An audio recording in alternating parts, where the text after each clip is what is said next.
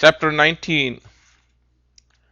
Namadarka asked, Holy Sir, Sri Guru has already expounded the paths of jnana, wisdom and karma, discipline, activity, which are self-sufficient. Why then did he find it necessary to expound the path of bhakti, devotion, too? Sri Guru explained, of all the paths, bhakti is the best. That is the only means of accomplishing anything, hence it is indispensable for all. In fact, bhakti, jnana and karma are not distinct from one another.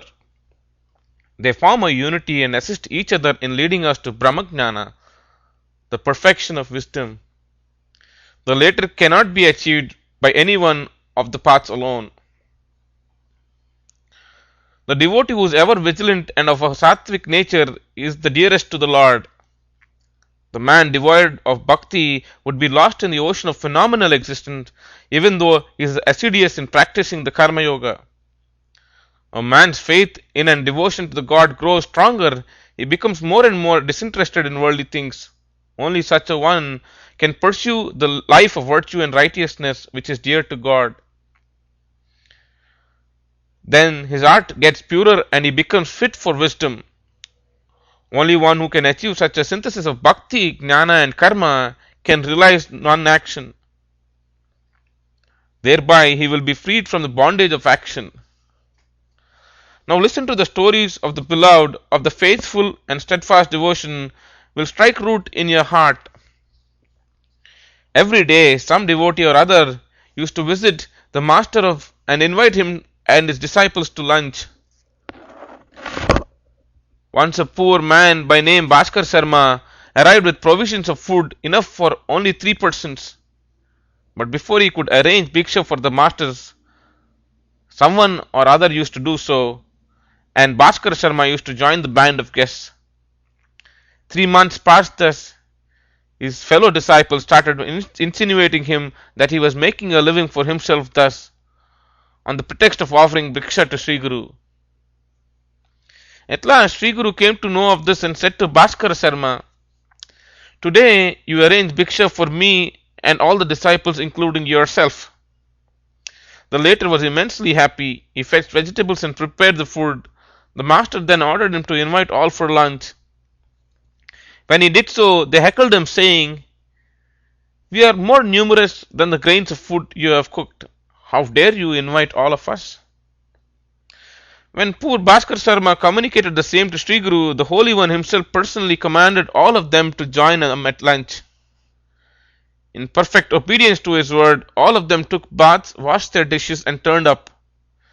As per the master's order, the food was consecrated, and then, as behoves a cultured host, Bhaskar Sharma entreated all of them, Pray, all of you, young and old, lunch to your heart's content. When the food was being served, it was found that though the preparations were meager, which was actually being served was enormous in quantity.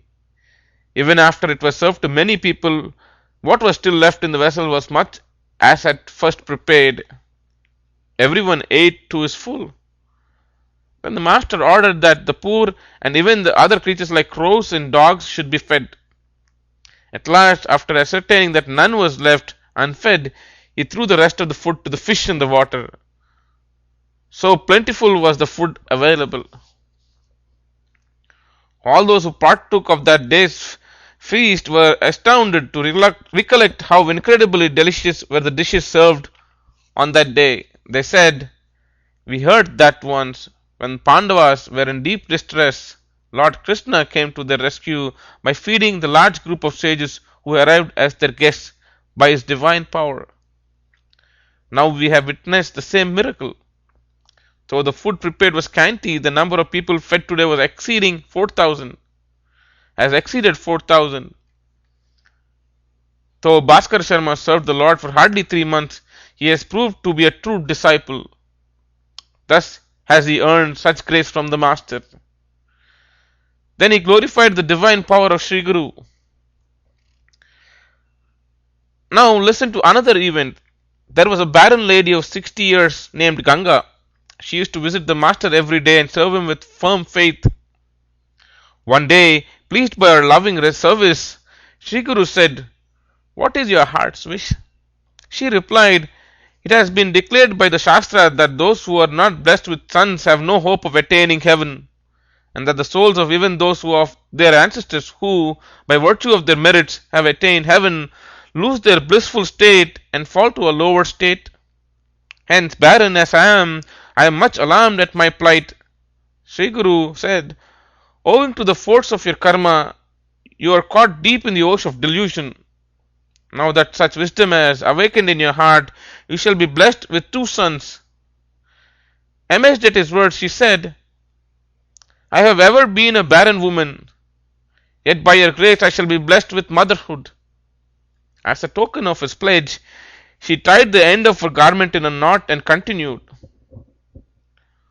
"All my life was spent in the observance of religious vows in the fond hope of being blessed with sons. With a superstitious persistence have I circumambulated the people tree and worshipped at with due ceremony." Sri Guru resorted, "What you say is a falsehood.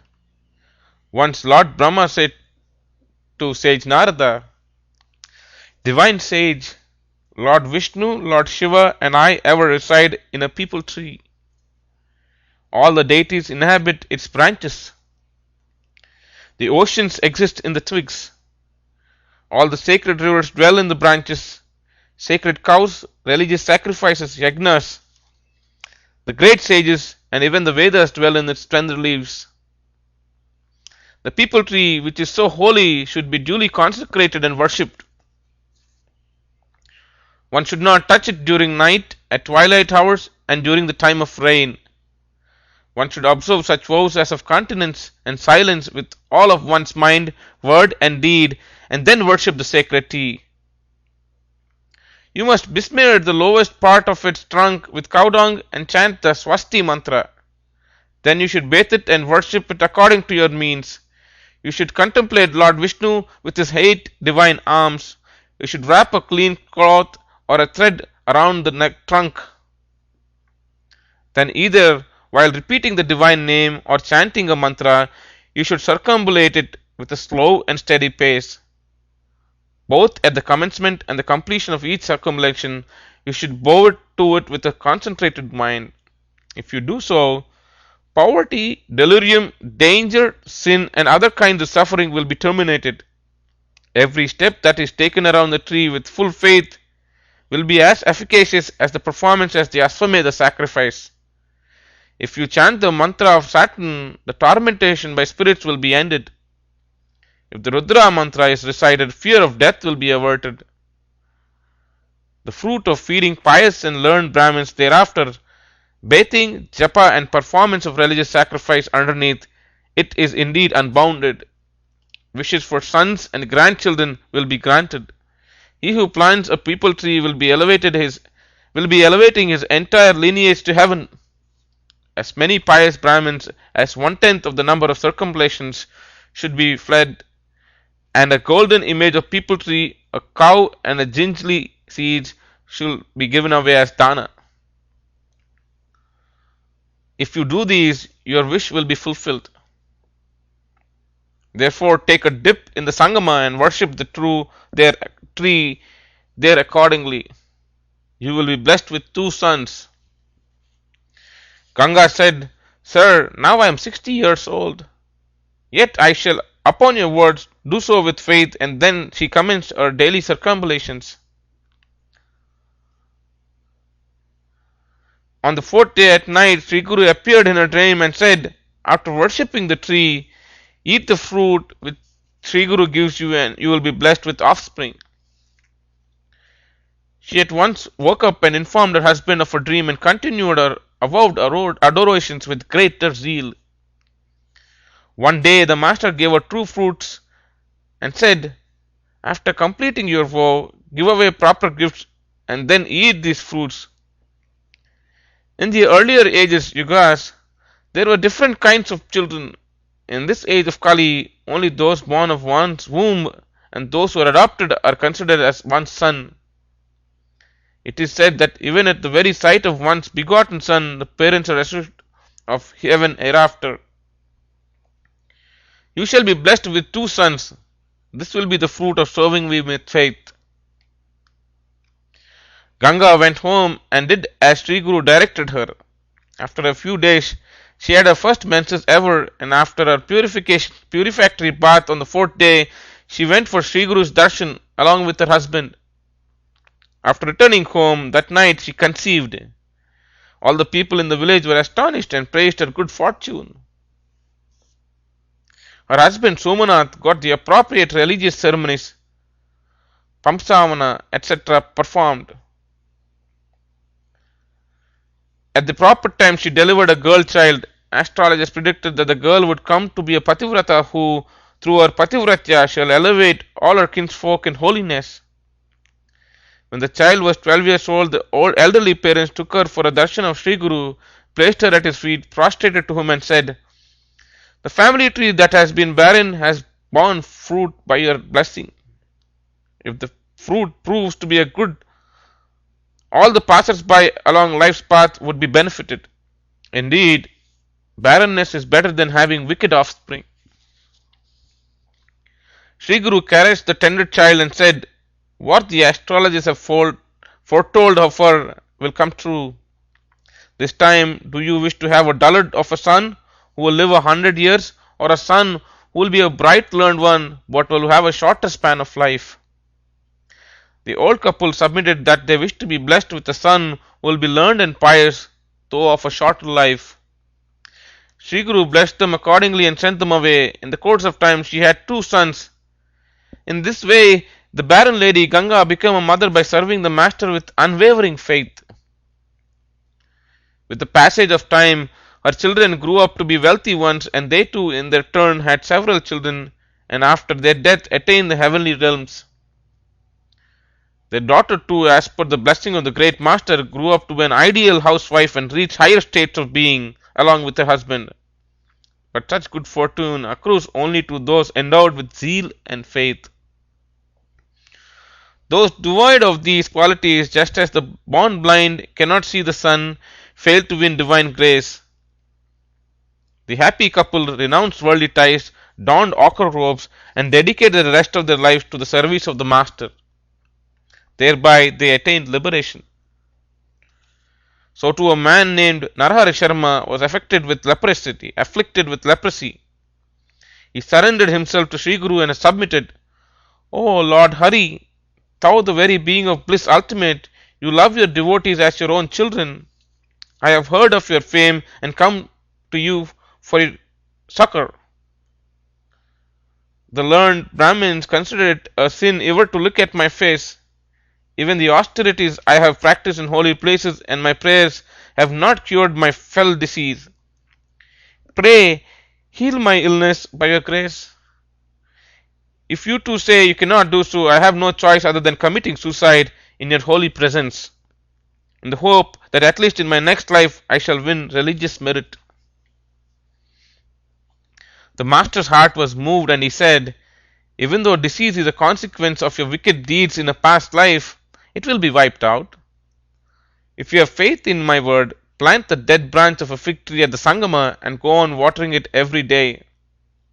You will be healed on the day the stump puts forth the leaves." Narahari Sharma started doing as he was directed. All those who beheld the absurd act of Narahari commented, "You are an irreparable sinner, and hence the master has meant this order only as a sort of unending punishment. Else, how can a dead branch put forth leaves again? Maybe the Swami only implied that your disease, which is of consequence of past sins, cannot possibly be eradicated." However, Narahari stuck to the master's orders and persevered in his efforts. When someone reported that what he was doing to Sri Guru, he said, "He does it right, and he shall be relieved by virtue of his steadfast faith." There is no other effective means in this world than faith. The mantra, a Brahmin priest, and an astrologer or a physician, and the Guru, men derive their benefit from these only according to their faith in them. In this regard, Sage Sauta told the sages, "Once upon a time there lived a king named Simhaketu. He had a son named Dhanumjaya. One day, the latter went to a forest for hunting. When he was tired by the chase, he rested in an old, dilapidated shrine of Lord Shiva. He had a tribal man by name Sabara as his attendant. He fetched a Shivalinga and asked him for instruction in a proper manner of worshipping it. The king said, "In the company of your wife, worship it in a clean place. Besmear your body with the ashes of funeral pyre, and then distribute prasad." And then he proceeded to explain the details of the ritual worship. Thereafter, Sabara worshipped the Shivalinga accordingly every day. One day he could not secure the ash from a funeral pyre and was much upset at it. His wife addressed him thus, "My lord, this is my physical frame is consecrated for the accomplishment of dharma, righteousness. You may burn my body, thus secure the needed ash, and offer it to Lord Shiva.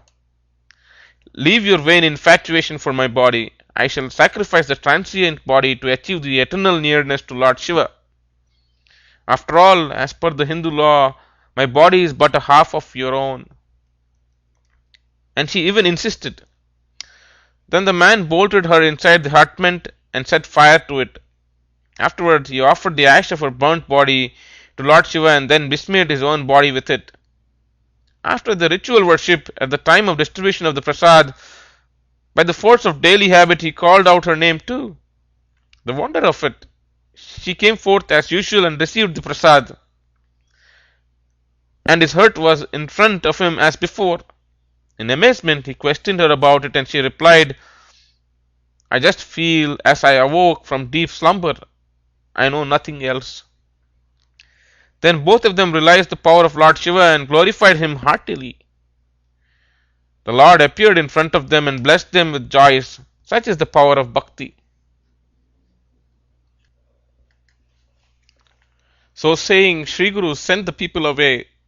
Then on his way to the Sangama for his bath, he threw the water in his water vessel, Kamandalu, on the dead branch of the fig tree which was tended by Narahari. Lo! It at once put forth tender leaves, and as instantly did Narahari's leprosy vanish. The latter was amazed and overwhelmed by the intense faith and devotion. He glorified Sri Guru thus, "Lord, your splendor is like that of a million suns, yet thy grace is as cool and pleasant as that of million moons. You are worshipful even for gods and your repository of the whole universe. I shall ever meditate on you who are the bestower of all wishes. You are like the sun to the darkness of cosmic illusion and ignorance. I bow to thee, you are free from any qualities, yet you are with them. Worthy of being served by your devotees, you are the bestower of boons. I bow to thee. You are like a lion, the destroyer to the 6 internal enemies like lust, which are like full-grown bull elephants. You are the very embodiment of bliss absolute. I shall meditate on you who have manifested yourself to protect righteousness. Thou bestower of wishes and the cause of all existent, I shall ever worship thee.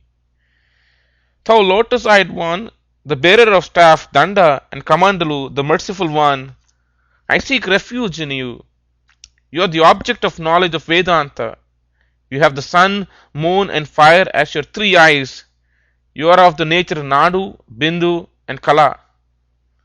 You are of the nature Nada, Bindu, and Kala, the dispeller of fire of craving. I bow to thee. You are the destroyer of misery, fear, and suffering, and the bestower of yoga. Thou inhabitant of banks of rivers Krishna and the 5 Gangas, I shall serve you. Thou without a beginning, a middle, or an end, thou of inscrutable power, the absolute self, thou whom neither the mind can comprehend nor the speech delineate, I surrendered myself to thee. The 4-faced Brahma himself is unable to sing thy glory. How can I ever hope to do so? The 1,000-headed Adishesha himself was dumbfounded at the sight of thy glory. Even the Vedas have failed to describe your divinity. Sri Guru was pleased with his intense devotion and said, Son, by my grace you shall gain spiritual power. wealth, fame, and noble offspring. You shall become the knower of yogic wisdom. Like you, your descendants also shall be devoted to me. You come away along with your wife and stay here. Narahari did accordingly and was blessed with children and grandchildren and all else. He was liberated even while living by the teaching of Sri Guru. Like him, his descendants were devoted to Sri Guru. Namadaraka, all this is the fruit of the devotion to Guru. One of your ancestors was fortunate enough to win the blessing of Sri Guru. It is owing to that you are now blessed with such loving faith in him. Even this is by the blessing of the Master. I feel that even among your descendants there shall certainly be born a progressing soul, said Siddha.